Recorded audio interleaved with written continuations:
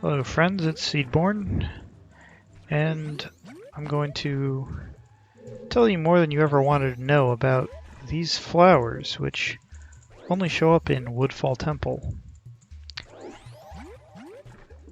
And you probably know from playing this game casually that you can interact with them just fine as a Deku, but if you try to step on them as other forms, they're going to try and eat you.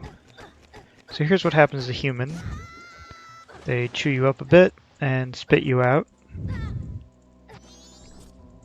Now, one thing about that animation is that you actually have one frame to use a B button item. So in this case I have Ocarina on B, and you see I can actually play the Ocarina while I'm being eaten by the flower.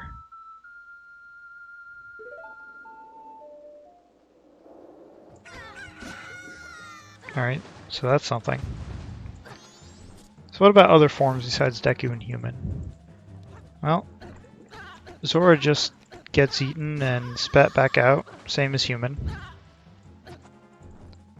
One interesting thing that Zora can do though is you can actually grab the edge of the flower, which can result in you getting eaten while you're under it, and then you'll void out just like that. You'll actually get crushed by the flower.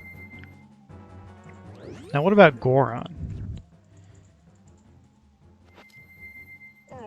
Well, the flower tries to eat Goron, but it turns out it can't. He's just too large or something. It actually kills the flower. Now if you're Fierce Deity, okay, it still eats you just like normal. It spits you back into the water, and then the poison water tends to damage boost you forward into getting crushed by the flower, just like what happened to Zora. But what you can also do with these flowers is you can feed them bombs, and that will destroy them and just leave harmless platforms. Now, of course, we have other types of bombs, like powder kegs. Powder kegs destroy them the same as normal bombs. But we also have a third type of bomb in this game, and that would be bomb chews. So, if you feed one of these things a bomb chew... Alright, look at the flower. Note how the other flowers have changed colors. They're brighter now. So feeding these things bomb chews actually distorts the lighting in a weird way in Woodfall Temple, and you can see that even in this other room, the flowers are all weird colors. And if we go and visit Gecko here, his lighting is really weird too. He's not supposed to be that light.